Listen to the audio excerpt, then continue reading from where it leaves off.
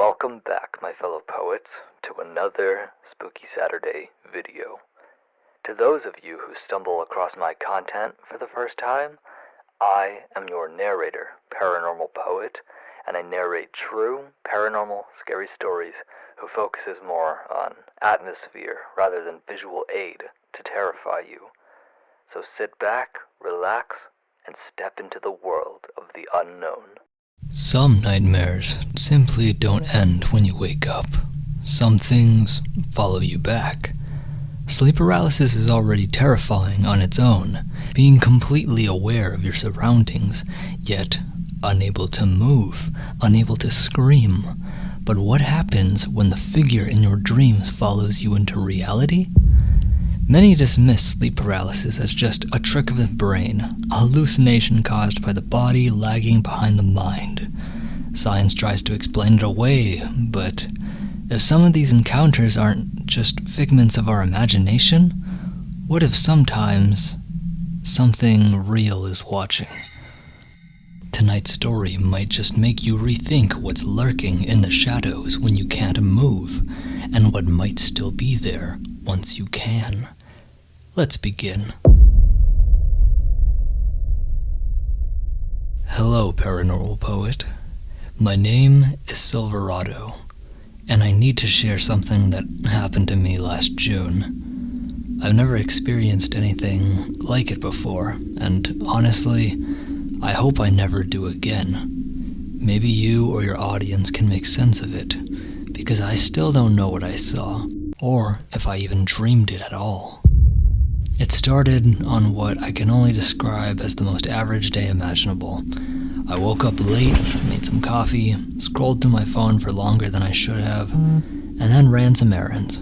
Nothing out of the ordinary, nothing that stood out. The kind of day that just blurs together with all the others.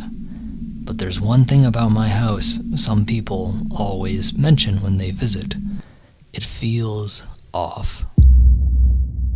It's an old place, been standing for decades before I moved in. Some of my friends have joked that it's haunted, especially after hearing strange creaks and whispers when they crash on the couch. I always brushed it off as just the house settling.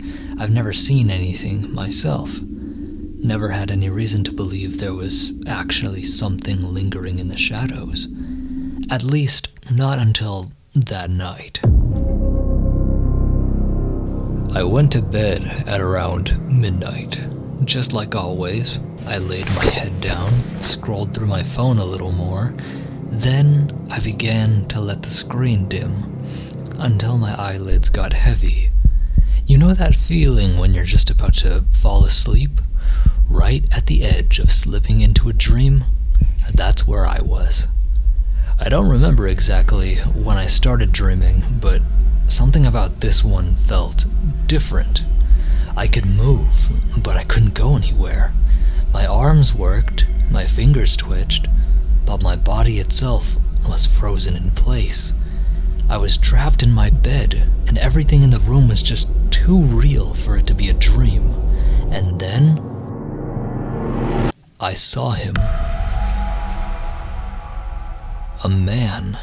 He wasn't familiar, yet something about him made my stomach twist.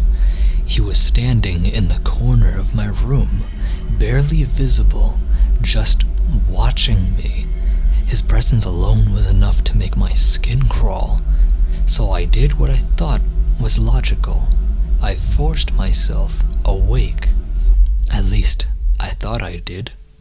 My eyes shot open, my breath labored and heavy as I tried to move, only I couldn't. My entire body was frozen stiff, the weight of the room pressed down on me, ominous and suffocating. And then I saw him again, but this time it wasn't in the dream. He was outside my window, standing there, watching me. The same figure, the same eyes, empty, dark. My heart pounded as he lifted his hand and slowly reached for me, his fingers pressing against the glass. And then he stepped through it. He didn't even break the window, didn't open phased through. One second he was outside, the next he was in my room, and that was when my body jolted awake.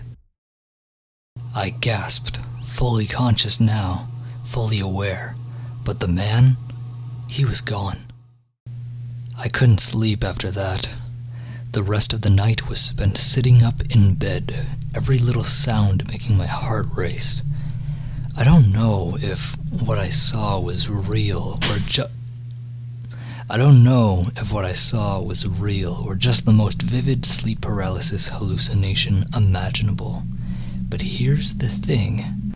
I never left my window open. I made sure to lock it. Hell, it was part of my nightly routine. But that morning, when I finally got up, the window latch was in the unlocked position. I don't know what happened that night. I don't know if I dreamed him or if he was actually there. But one thing's for sure. After that, I started to believe what my friends had been saying all along. This house really is haunted. If you enjoyed this true story and wish to see more like it in the future, don't forget to hit subscribe if you are new, click that like button for me, and comment what moment did it for you. If you love true, paranormal, scary stories in audio-only format, you are in the right place, so tune in every Saturday at 9 p.m. PST for new stories every week.